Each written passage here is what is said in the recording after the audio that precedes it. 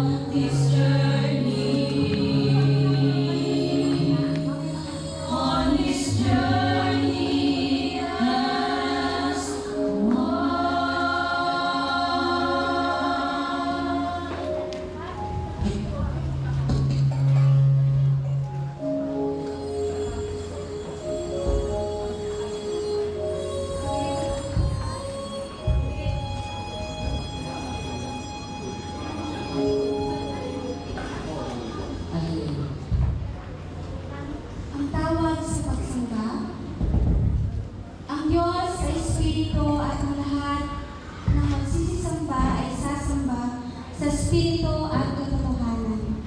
Ang Diyos ay pag-ibig at ang lahat ng nananatili sa Diyos ay mananatili rin sa Kanya. Ang pag-ibig ay sa Diyos at ang bawat umiibig ay ipinapanganak ng Diyos at nakakilala sa Diyos. Ang pag-ibig ng Diyos ay pinadama niya sa ating puso sa pamamagitan Kanyang banal na Espiritu na Kanyang ibinigay sa atin. Kung magkagayon, ipinapahayag natin ang ating pananampalataya sa pag-ibig ng Diyos sa atin. Lalo-lalo na kina Melchor at Judy Ann, na ngayon ay ating pag-iisahin sa banal na pag-aasawa at nang igawan ng Diyos ang Kanyang masaganang pagpapala. Tayo pong lahat ay umuko at tayo manalangin. Dakilang Diyos ng kasaysayan at pag-ibig, nagpapasalamat kami sa inyong pagpapala sa makahulugang pagdiriwang na ito. Pinupuri ka namin sa pagbibigay mo kina Melchor at Judy Ann ng isang dalisay na pag-ibig. Kung kaya kami lahat ay nandirito ngayon upang samahan sila sa isang pagtitipan. Naway ang gawain nito ay maging isang tunay na patotoo sa dalisay na pag-iibigan at pagsasama, pagbibigayan at paglilingkod sa bawat isa. Tunay nga, Ama, na napakahalaga ang araw na ito kina Melchor at Judy Ann. Sampu ng kanilang mga kaibigan, kamag-anak, at lalo't higit sa buong sambahayan nila. Pagpalain mo po, O Diyos, na makapangyarihan sa lahat, ang dalawang puso ngayon ay pag-iisahin sa iyong dakilang pangalan at ganoon din sa tahanang kanilang bubuin sa pangalan ng aming Panginoong Jesus.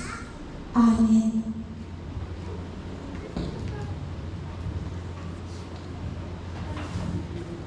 Tayo po ay makakaupo.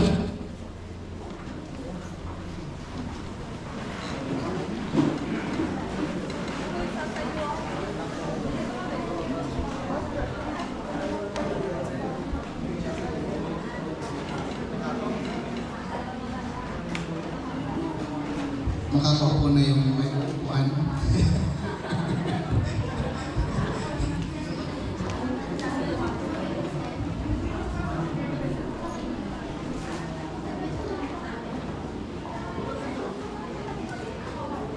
Good morning po. Magandang umaga po sa ating lahat. Good morning! Ay, alam ko, gutom na kayo. Welcome sa Singat United Methodist Church. At ang ating administrative pastor po dito ay si Pastor Shalimar Faconla Domingo. Sino po yung mga hindi taga-Pura dito? Tingnan ko nga yung mga kamay. Yan, madami. Kaya welcome po kayo dito sa Pura. Bagamat ako rin po ay hindi taga-Pura. At ang bahagi ng banal na kasulatan at pagbubulay po niyan ngayong umaga, matatagpuan sa aklat ng Genesis sa kabanatang 2, talatang 21 hanggang 24. Genesis chapter 2, verses 21 to 24, and I'm reading from the New International Version. So the Lord God caused the man to fall into a deep sleep, and while he was sleeping, he took one of the man's ribs and then closed up the place with flesh. Then the Lord God made a woman from the rib he had taken out of the man, and he brought her to the man. The man said, "This is now bone of my bones and flesh of my flesh. She shall be called woman, for she was taken out of man." That is why a man leaves his father and mother and is united to his wife, and they become one flesh. Tayo pong lahat ay napagpala sa ating pagkinig sa pagkabasa ng kanyang banal na salita. Muli, magandang umaga at sa Diyos po ang papuri. Ang lahat po na narito ngayon ay nakikiisa doon sa layunin ng Asio at saka Rufino family, no? Ni Melchor at saka ni Judy Ann, upang samahan sila doon sa bagong antas hakbang ng kanilang buhay bilang individual at mamaya ay bilang mag-asawa na. Sa araw na ito sa araw na ito ay nagtapos yung kanilang pangarap o magtatapos yung kanilang pangarap.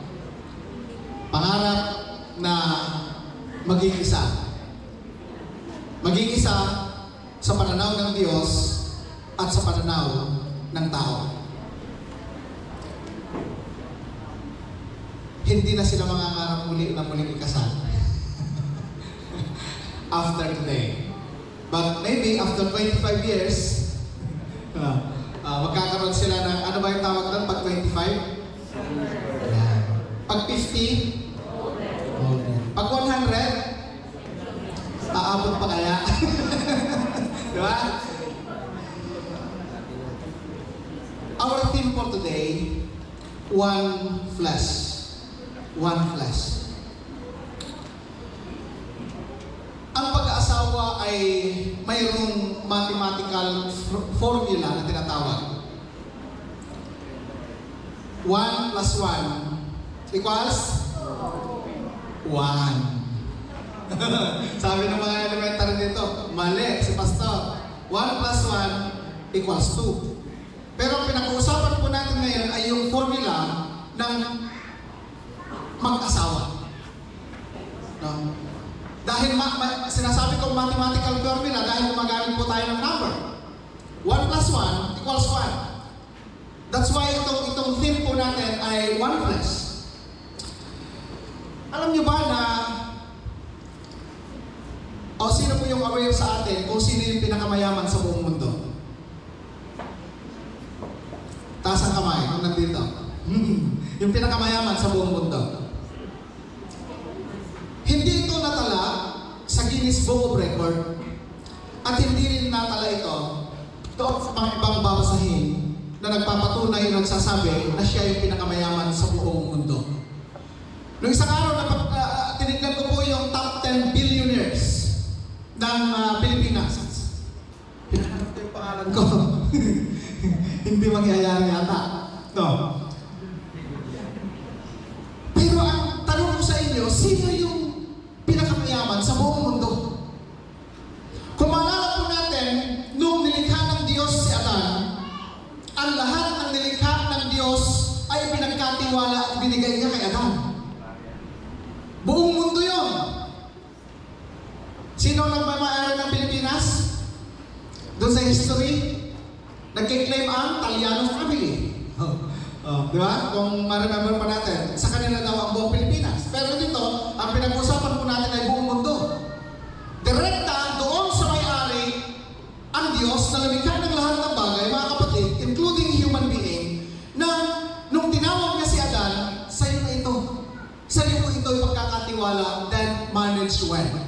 So siya yung pinakamayaman. Siya yung mayroong pinakamataas na authority except God that time. Kasi ibinigay ng Diyos sa kanya yung authority to manage all the creation of God. So siya yung pinakamayaman. No? But dito natin mapapatunayan, kung nabasa niyo na po ito, nakita ng Diyos na si Adan ay hindi masaya. Adam was incomplete and unhappy, and God saw it. Nakita ito ng Diyos, bagamat nasa kanya lahat. Napakayaman niya. Wala nang mas mayaman sa kanya, that time. And even today. No? Bakit? Sino bang nag-claim na sa kanya yung buong mundo? Mayaman, but unhappy, and complete, and uncontented. Bakit?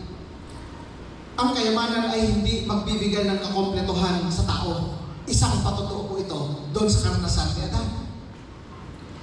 Kung kaya nga po, dahil ang Diyos, the sovereign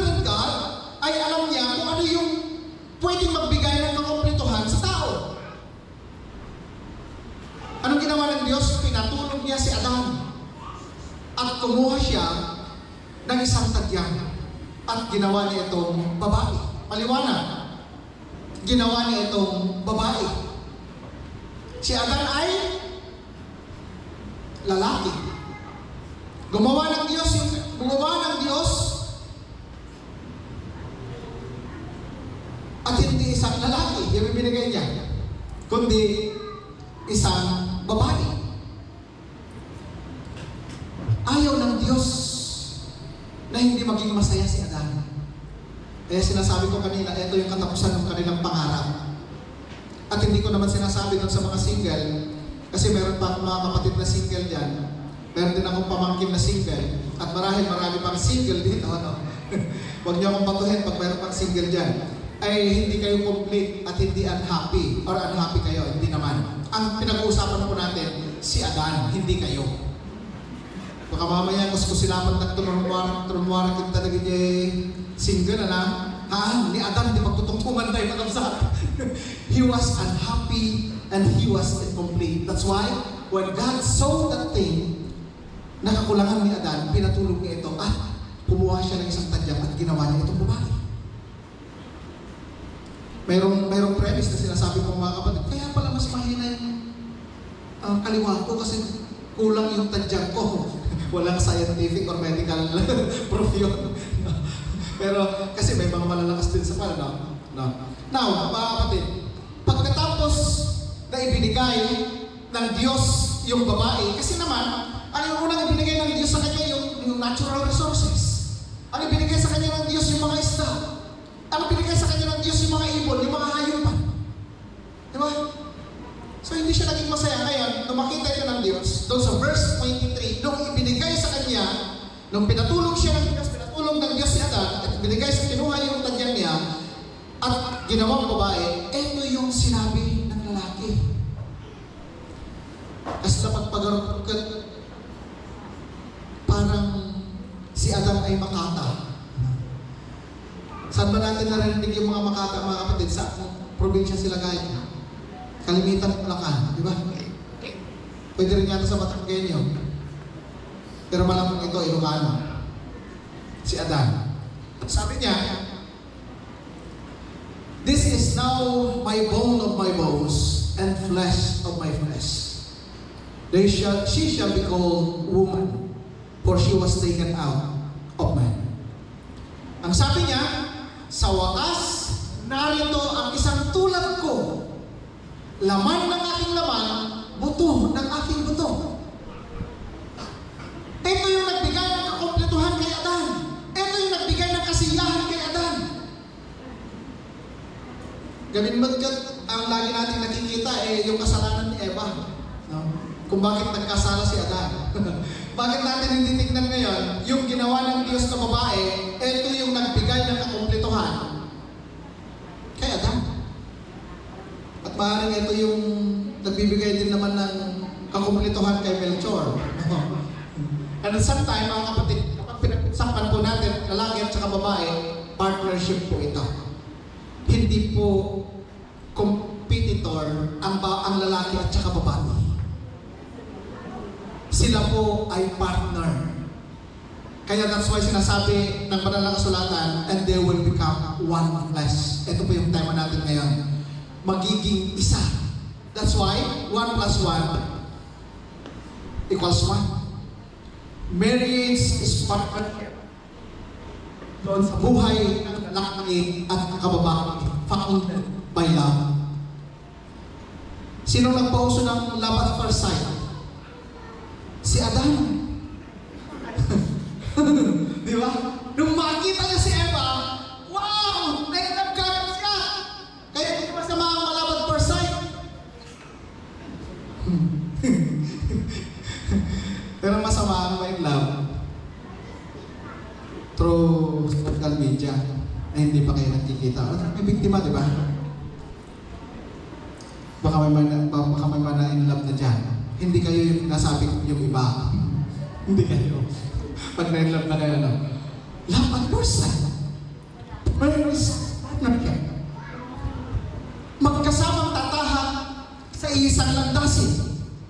Ang kahihiyan ng lalaki ay kahihiyan ng babae. So nga, dagiti kings, kadagiti papalay, nakitakman dagiti ima, dagiti kings, di balay, may siyak salam.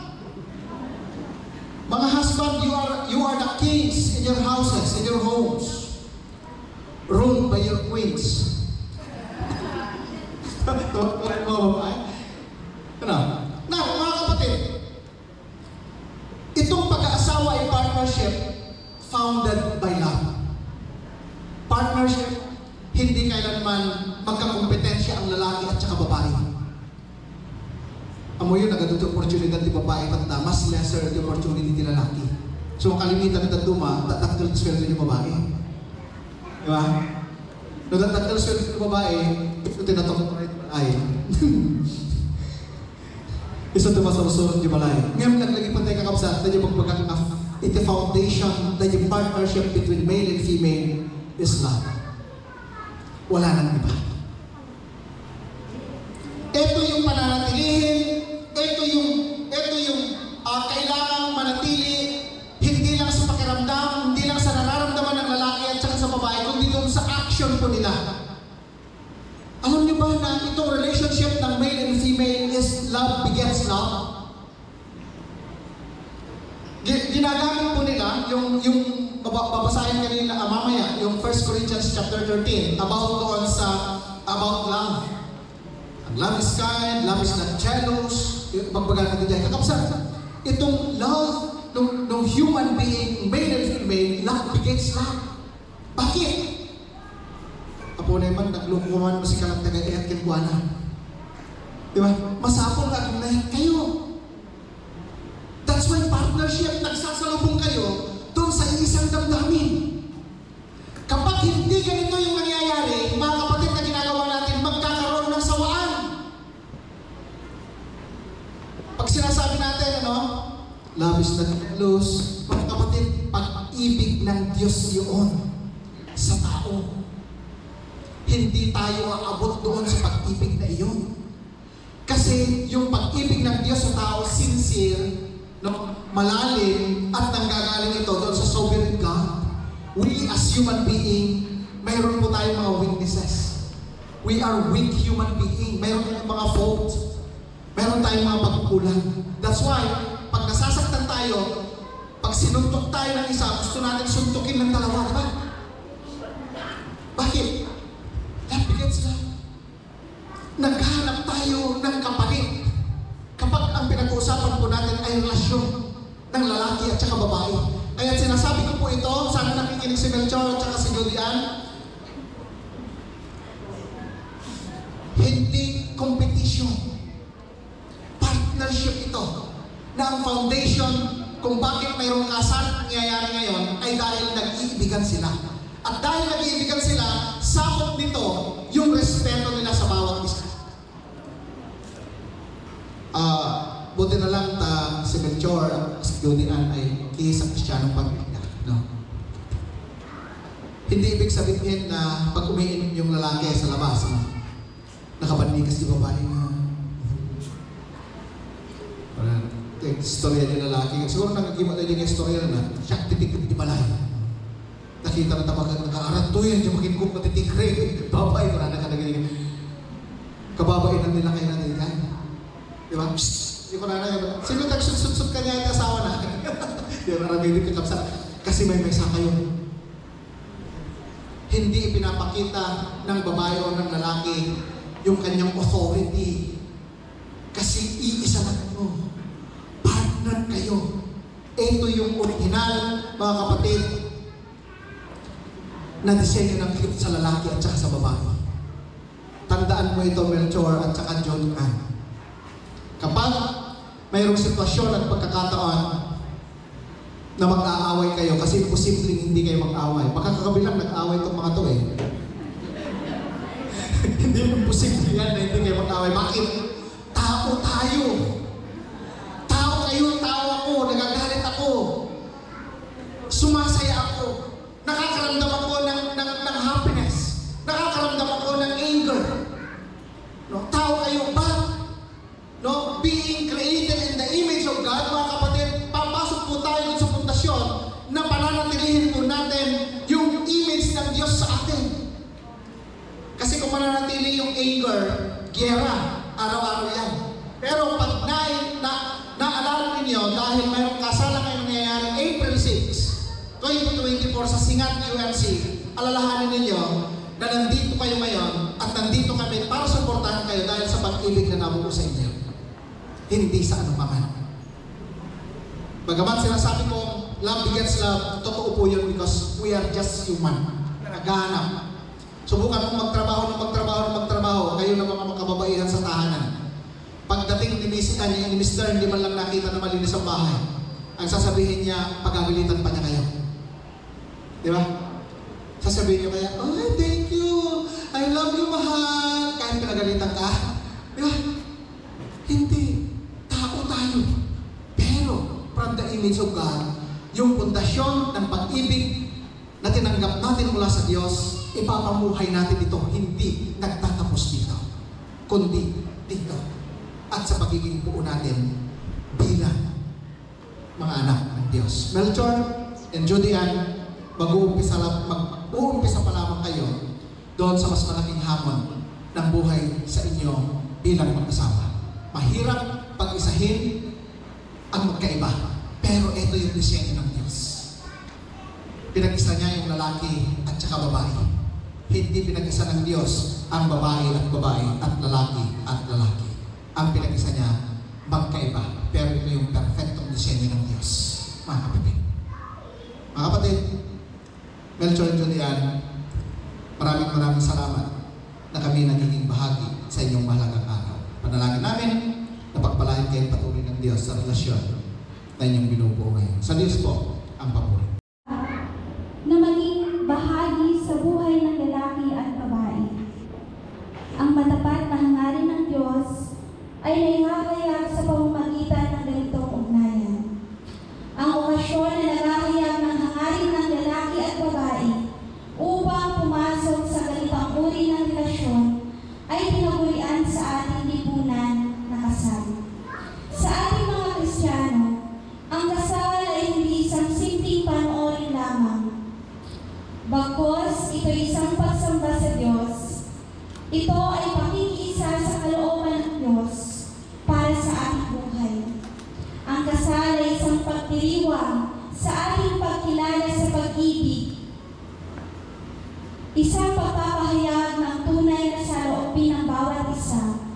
Ito ay isang pakikipagtipan na may kasamang katapatan.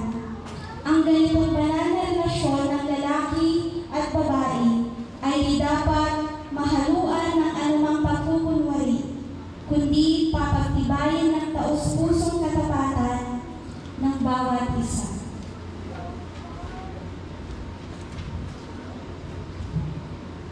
Melchor at Judy Ann, dahil lubos at wakas ang inyong pag-iibigan, amin ipinapahayag ang aming kagandahang harapin ang bagong hamon ng buhay. Haharapin ninyo mula sa araw na ito sa tulong ng Diyos. Kami bilang inyong mga magulang, Sabay kayo. Sabay na may kami bilang isang mga magulang ay sumang-ayon sa inyong dakilang higtilin. Taglay ninyo ang aming asbas at panalangin na pagpalain kayo ng Diyos mula ngayon at magpakailanman. Kami ay naririto ngayon hindi lamang upang saksihan ang iyong pag-iibig dibdib, kundi upang tanggapin ang aming matungkulin sa inyo mula sa araw na ito at magpakailanman. Nakahanda kami tumulong sa inyo upang ang sambahayan na inyong itatayo at sa inyong pagharap sa bagong hamon ng buhay ay maging matagumpay.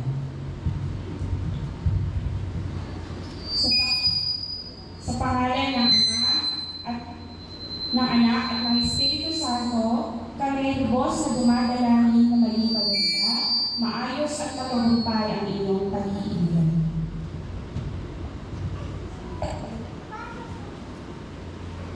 Kayong kapamilya at kamag-anak ni Melchor at Judy Ann ay napakahalaga sa seremonyang ito.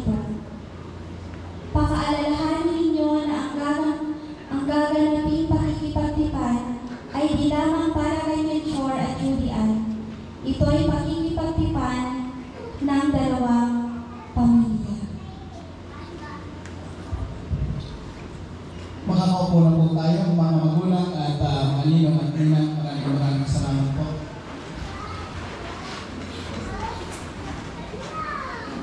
Except Julian at saka Melchor.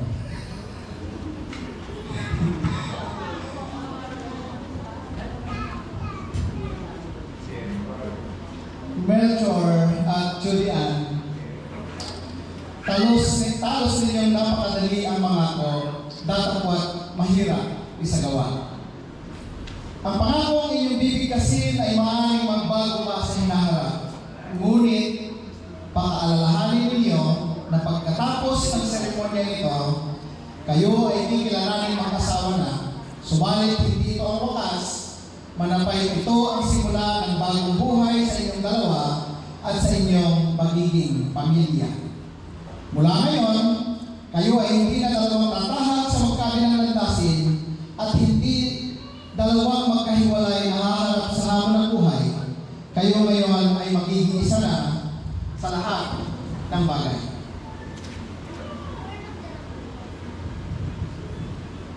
Melchor, tinatanggap mo ba si Julian, ang babaeng ito, na maging tunay mong asawa sa buong pag-ibig at karangalan, sa buong tungkulin at paglilingkod, sa buong pananampalataya at paggiliw upang mabuhay ng kasama niya at mahalin siya alinsunod sa utos ng Diyos at sa banal na tali ng matrimonyo? Opo, Pastor, tinatanggap ko po ng buong puso. Julian, tinatanggap mo ba si Melchor, ang lalaki ito, na maging tunay mong asawa sa buong pag-ibig at karangalan, sa buong tungkulin at paglilingkod, sa buong pananampalataya at paggiliw upang mabuhay na kasama niya at mahalin siya alinsunod sa utos ng Diyos at sa banal na tali ng matrimonyo? Opo, Pastor, tinatanggap ko ng buong puso. Narinig niyo mga kapatid? Buong puso, hindi kalahating puso. Hinihiling natin na magharap si Melchor at saka si Julian, yung iba.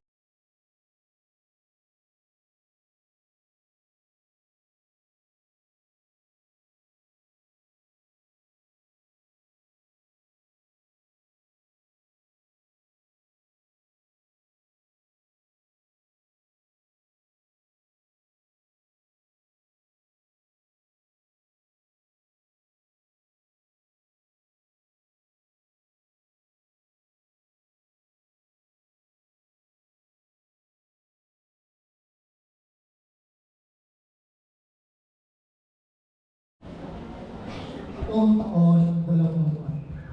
Unang-unang ako, ng ating matigan, ay ang akat na pinagkatiwala mo sa agit ng iyong puso.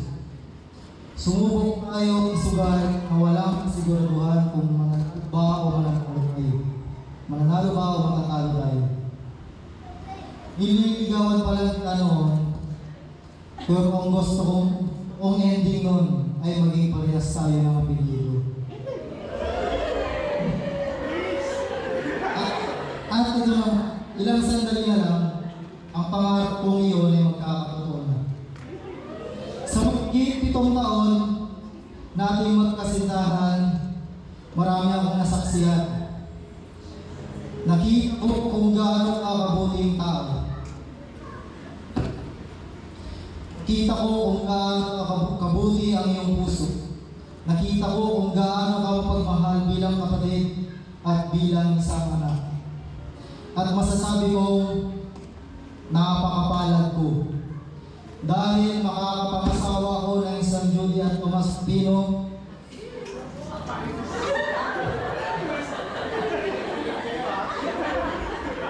napakaswerte ni Tala at ni Rago. Ayun po yung future name po ng mga anak namin.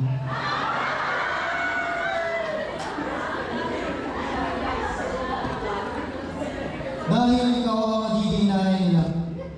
Dalawa lang kasi ang batayan ko sa pagpili ng makakasama ko habang buhay. Una, dapat mahal niya ang pamilya niya. Pangalawa, dapat mas mahal niya si Lord kaysa sa akin. At nakita ko nga ang mga katangian na yun sa iyo at masasabi ko napakapalad ko ulit.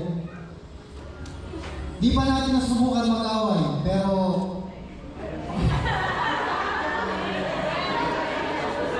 hindi kami nag-away kapag pressure lang kami. Pero alam ko na iba na ang buhay magkasama. Alam ko na sa inaharap ay may mga bagay na hindi natin maiiwasan at mga bagay na hindi natin mapagkakaintindihan. At huwag saan natin nakalimutan na lagi nating piliin na ayusin ang mga ito kaysa magpataasan ng pride. Alam ko at aminado ako na may mga ugali ako na dapat at hindi ko iugali. Kaya naman sa pagkakataon ito, ito na po. Ipapangako ko at idadalangin ko lagi sa Diyos na lagi niya akong bigyan ng mahabang pasensya.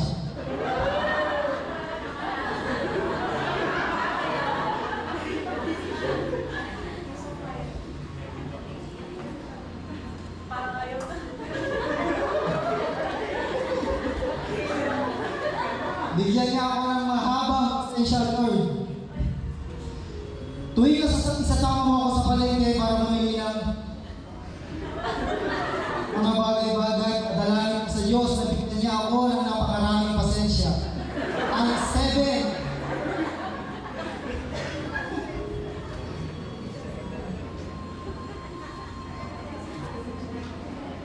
Pero aminado po ako nangyayari talaga yun. Pag namamalengke po kami, sa sobrang ikot po namin sa palengke. Tapos, nangyayari, sa unang pinuntahan namin, doon po yung pagsak.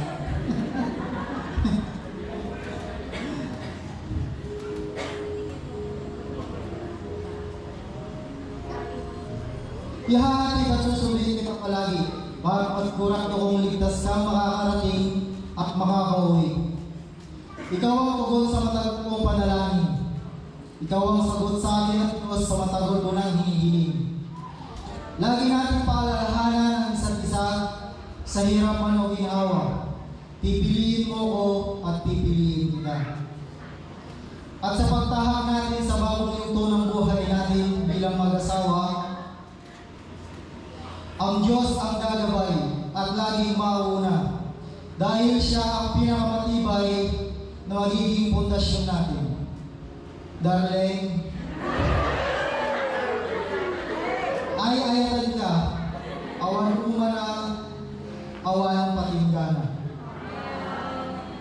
1 John chapter 4 verse 19, we love because He first loved us. Libro at tuman. Julian. Awan panlaban ko mas.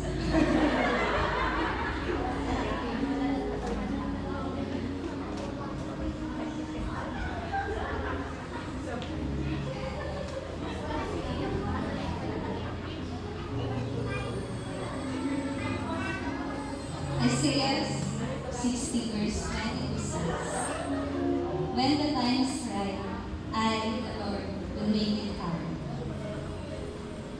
Sa wakas, ay dumating na ang araw na pinakahihintay natin.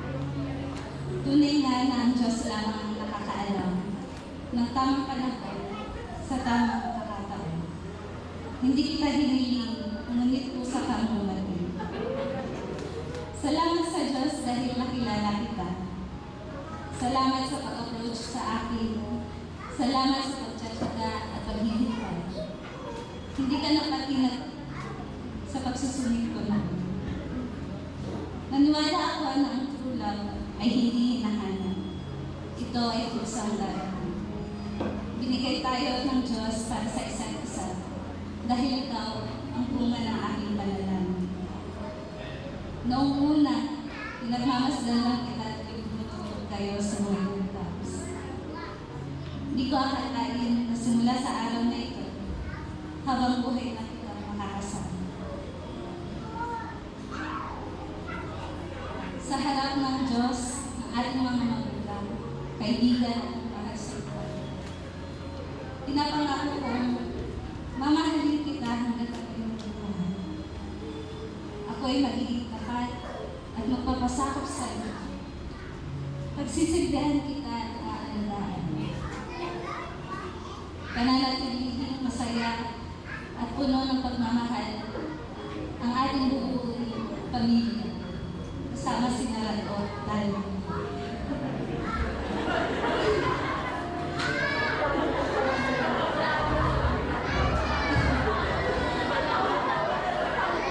Nakaregister na po ang sila.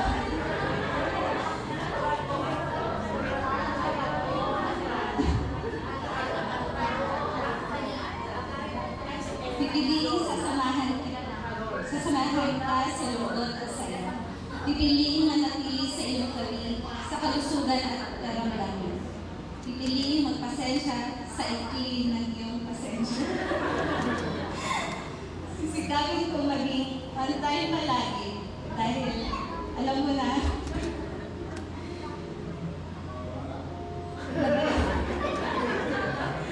kaya kung nga sinabi sisikapin dahil hindi mo may ipapangako. Pinapangako ko na pipiliin kita sa hirap man o ginhawa. Pipiliin kong mamahalin ka sa araw-araw. Ako'y magiging katuwang mo sa panalangin at paglilingkod sa Diyos. Pangako na ako'y magiging kakampi mo sa lahat ng bagay. Sabi ng kilala, hindi madali ang pag-aasawa. Ngunit, we can do all this through Christ who gives us strength. Panatag ako dahil alam kong kasama natin ang Diyos. Ang lahat ay makakaya nating dalawa dahil kasama natin siya. Mahal, Mr. Melchor Rosario Asho, ang aking unang tulig. Mahal na mahal kita kasamang pag-ibig ni Cristo. Ikaw lamang at dalalan kita. Oh, kilig tayo ngayon. Papanalangin po natin itong sumpaan po nila. Ano bang sumpaan na outside God ay hindi ito magtatagumpay at maraming salamat dahil ang panulok ng kanilang pag-iibigan ay ang ating Diyos. Kaya yung pangatlo doon sa relasyon ni Melchor at saka ni Jody Ann. Tayo po ay manalangin. Hindi mo lang narinig ang sumpaan ng dalawang puso ngayon ay aming pinag-iisa dakilang Diyos sapagkat bago nilagay kasi nito ay alam mo na at nakarating na sa trono ng iyong biyaya. Hiling po namin, O Diyos, na paspasan po ang kanilang sumpaan.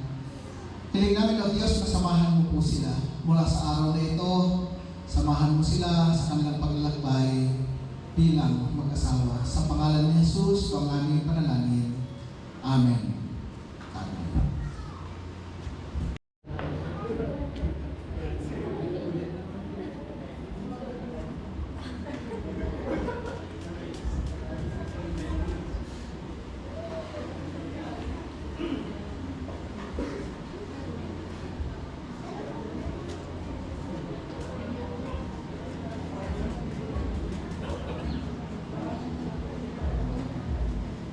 Mula pa noong unang panahon, ang gintong bilog na ganito ay naging tanda ng walang hanggang pag-ibig at pagkikipagtipan.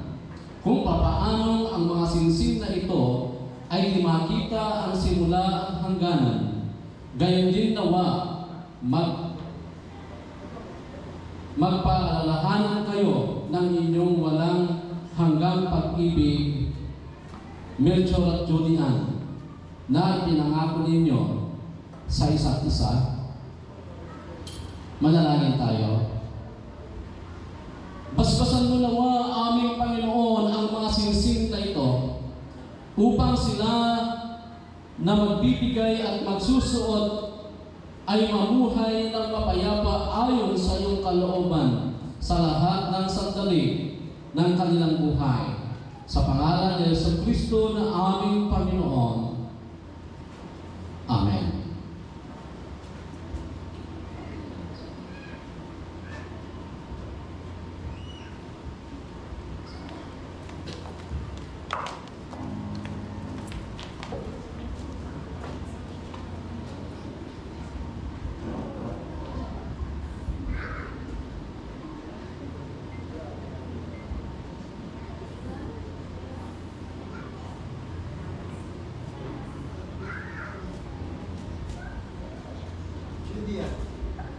Ibinibigay ko sa iyo ang singsing nito bilang tanda at sangla ng tapat na pananampalataya at namamalaging pag-ibig.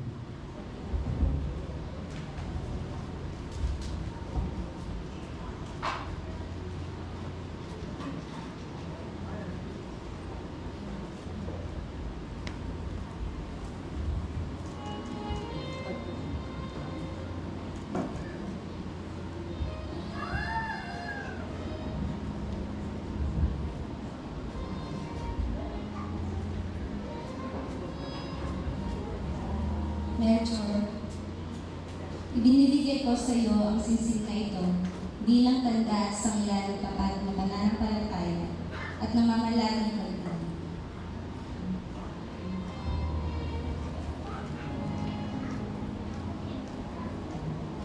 Okay, yun pong magdadala ng aras.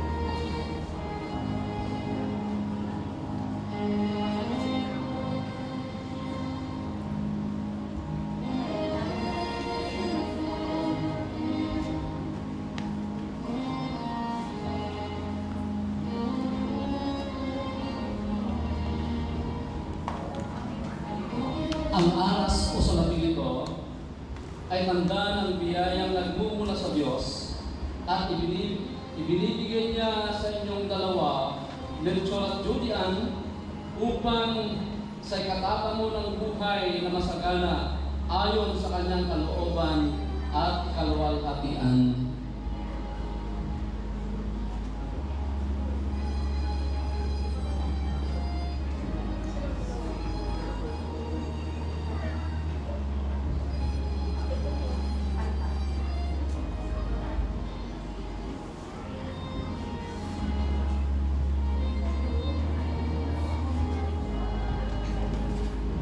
Aming tinatanggap ang lahat ng ito bilang pagkilala namin sa pag-ibig ng Diyos at aming ilalagay sa aming kabuhay at gagamitin namin ayon sa kalooban ng Diyos.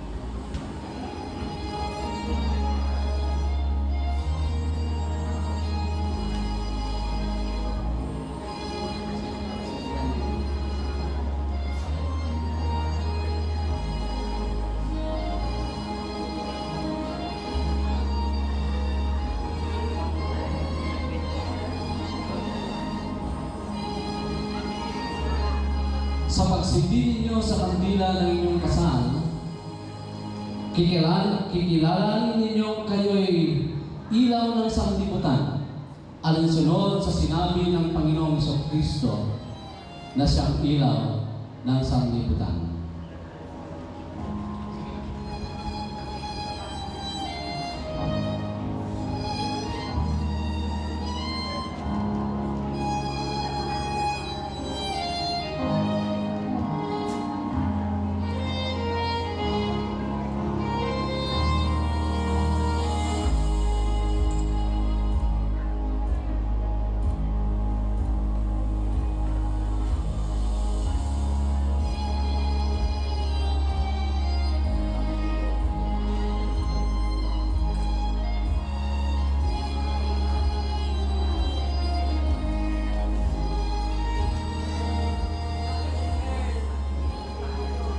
Ngayon naman po, tinatawagan ko yung mga veil sponsors.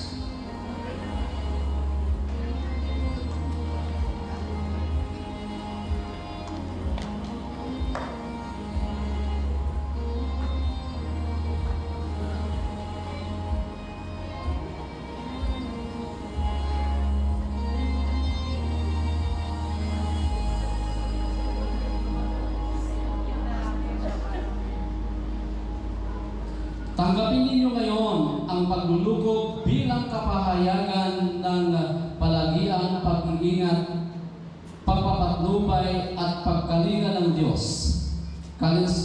Sabay dito ay inyong ipahayag ang inyong pagsasalo-salo sa biyayang nagmumula sa Diyos.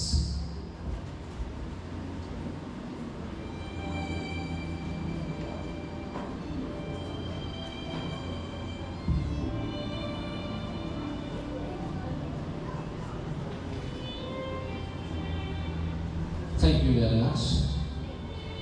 Ngayon naman po yung core sponsors o bigis.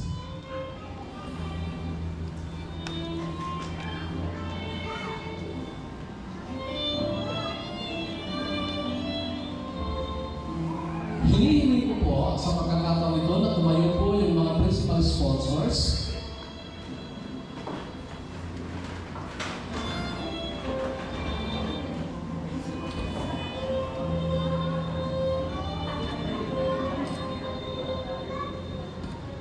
Ang pagbibigkis na ginawa bilang bahagi ng pag-ibang dibdib ay sumasagisag ng pagkakaisa ng lalaki at babae sa banal na matrimonyo. Ang gawaing pagbibigkis ay palatandaan ng pakikiisa ng kaibigan, mga ninong at ninang at iglesia sa napakahalagang pagdiriwang na ito sa inyong buhay. Melchor at Julian.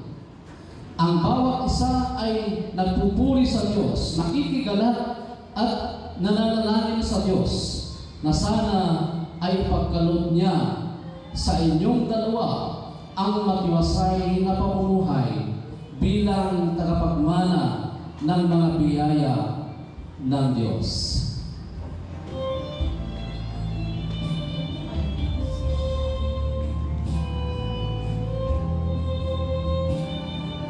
Thank you very much.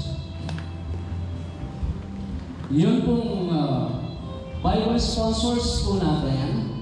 Nakakapuna po yung mga ninong at ninang. Maraming salamat.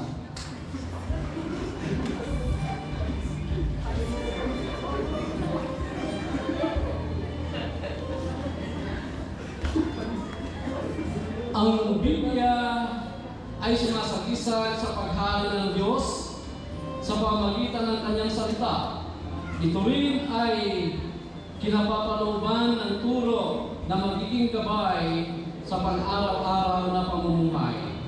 Kung papaanong ito ay liwanag sa landasin at tanglaw ng tahanan, ito rin naman ay gabay sa buhay ninyong mag-asawa at ng buong pamilya upang ang inyong tahanan ay maging tugad ng kapangyarihan ng Diyos at kayo ay maglilingkod sa Kanya habang panahon.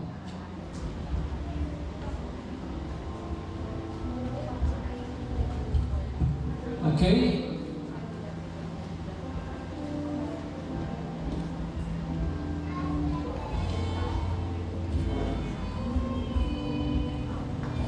Pagbasa sa bahagi ng banal na kasulatan, ito po ay matatagpuan sa Lumang Tipan, sa aklat ng Henesis, Kabanatang 2, talatang 21 hanggang 24, ganoon din po sa aklat ng Bagong Tipan na isinulat sa Unang Korinto, Kabanatang 13, talatang 4 hanggang 8.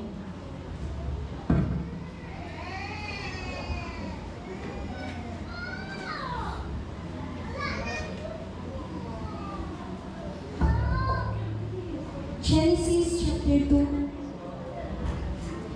verse 21 to 24. Ganito po ang naitala sa wikang Tagalog.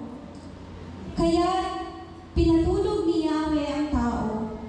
Samantalang naihimbing, kinuha niya ang isang tadyang nito at pinaghilom ang laman sa tapat niyon. Ang tadyang na iyo ay ginawa ng isang babae at inilapit sa lalaki. Sinabi ng lalaki, sa wakas, narito ang isang tulad ko, laman ng aking laman, buto ng aking buto. Babae ang siyang itatawag ko sa kanya, sapagkat sa lalaki nagmula siya. Ito ang dahilan kaya iniiwan ng lalaki ang kanyang ama at ina upang sumama sa kanyang asawa, sapagkat sila'y nagiging isa. Kapwa sa kahubad, gayon may hindi sila nahihiya.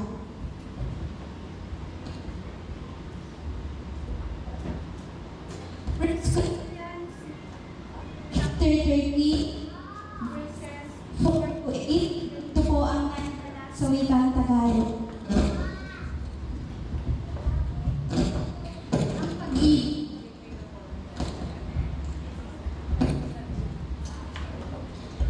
Ang pag-ibig.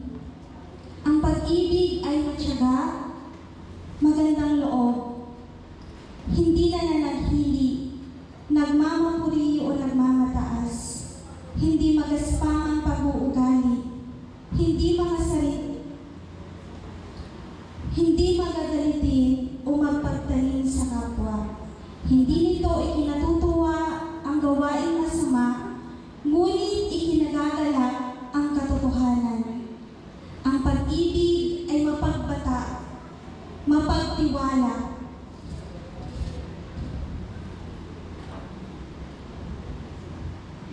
puno ng pag-asa, at nagtsatsaga hanggang wakas. Matatapos ang kakayahang magpahayag ng salita ng Diyos, titigil ang kakayahang magsalita sa iba't ibang wika. Mawawala ang kaalaman, ngunit ang pag-ibig ay walang katapusan.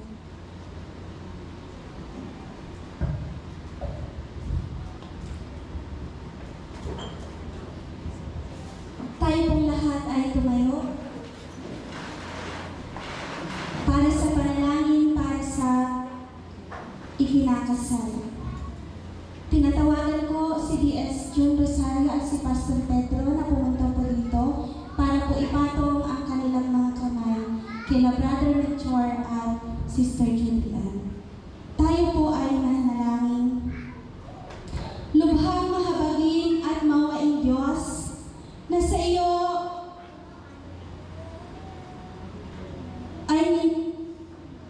ay nilalaan ang buong sambahayan ng langit at lupa.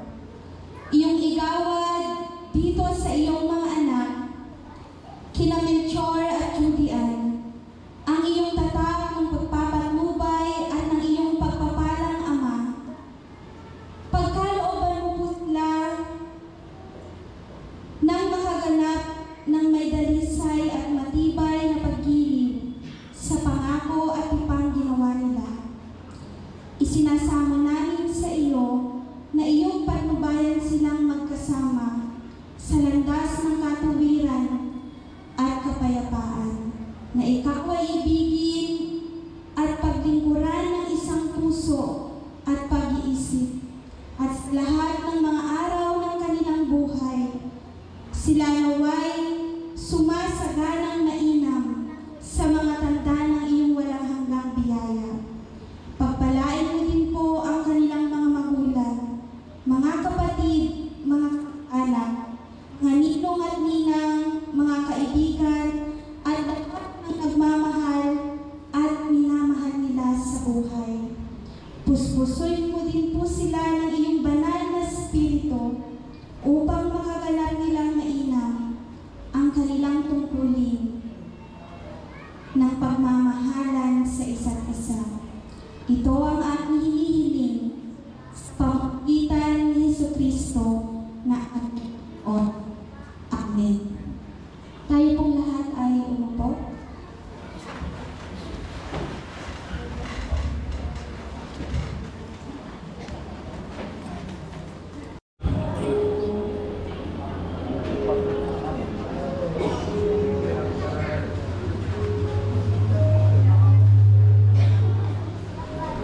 Natawagan po dito sa taas para atin pong saksihan yung paglalagato ni Melchor at Julian sa kanila pong marriage certificate.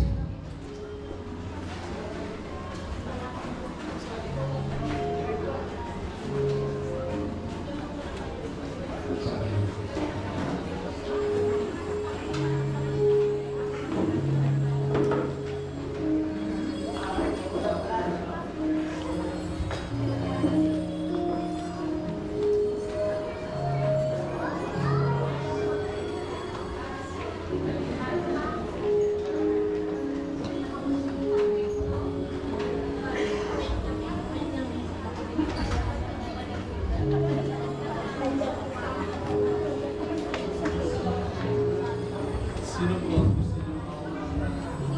Sorry, lalaki ba ba?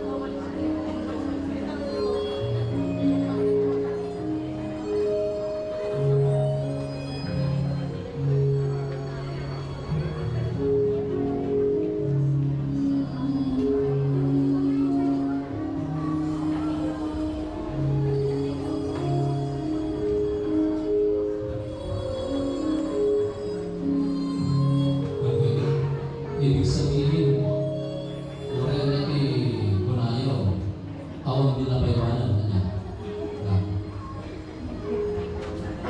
Naalala ko kasi yung bagong kasal, nung ikinasal sila, parang napakasweet din na lahat ng mga sinumpahan nila ay napakaganda. Ang saya ng kasal nila. And then, after ng 1 year siguro nagkaanak sila, umpisa naman namin tayong matamis. Naging sweet and sour na po. After ng 2 years, nagkaanak sila ulit. So, isang taon lang yung pagitan. Nung nagkaanak po sila ng dalawa, nag-aaway na. Bakit din maaway na doon? Minsan, nag-aaway sila. Umiyak yung babae.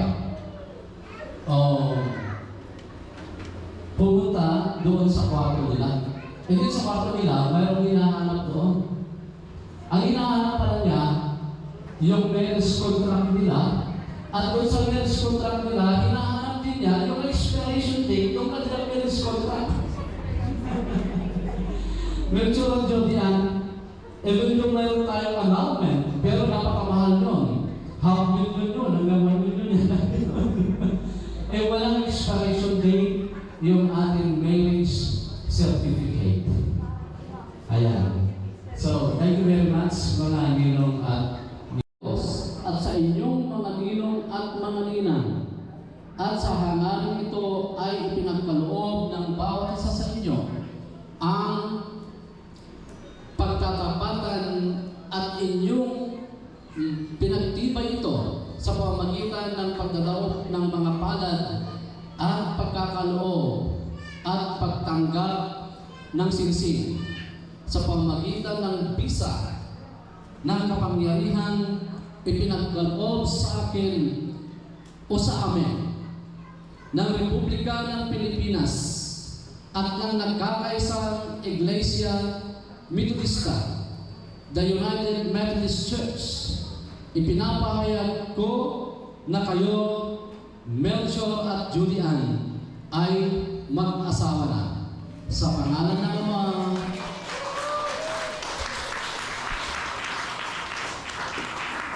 sa pangalan ng Anak at ng Banal na Espiritu.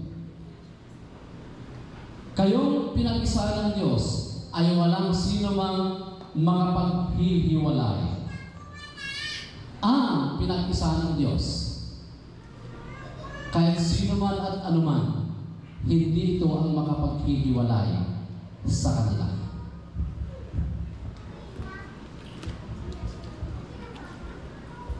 Sa pangalan ng Ama, ng Anak at ng Banal na Espiritu, lukubin kayo ng kanyang kapangyarihan sa itatayo ninyong tahanan. Siya nawa ang patuloy na magtatag, magpatibay, magpasaya, magpaganda sa inyong itatayong tahanan. Magsama kayo na may Diyos sa inyong puso, may Diyos sa iyong pamilya mula ngayon at magpakailanman. Amen. Amen. Amen.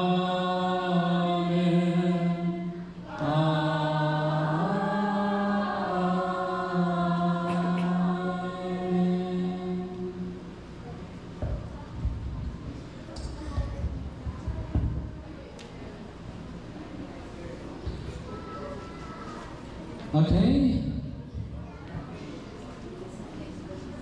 Akin ko pong pinapakilala at kagalakan ko pong sabihin sa kapulungan ang bagong mag-asawa. Sila Ginoong Melchor at Ginang Judy Ann Asio. Palakpak po ang ating igawa bibigay sa kanila. Ayan. So, pagkatapos po ng seremonya ng kasal, ano pong susunod? Yes! Ito yung tinatawag na first kiss sa loob ng church. Sige po. Ang hiling nila ay yung kiss. Dapat 15 minutes. Melchor and Julian. Hindi pa kami pumipirma doon sa marriage contract ninyo. Kung walang 15 minutes, hindi po kami pumipirma doon. Okay? 1?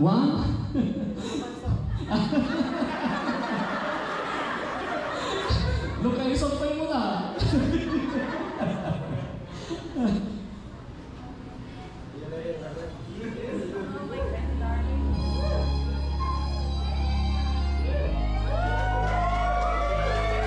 Hanggat hindi lang natatapos magsasalita, huwag mo nilito yung kiss. Alam niyo mga kapatid, si Melchor ay siya po yung aming chairman ng Church Council doon po sa Pansi United Malaysia. Asan yung kiss? Ito lang. Ayan, mapalad si Jody Ann dahil nakita ko na si Melchor ay isang tapat sa Diyos, isang tapat na naglilingkod sa Diyos, at ako naniniwala na tapat na asawa. Tapos na ba yung kiss?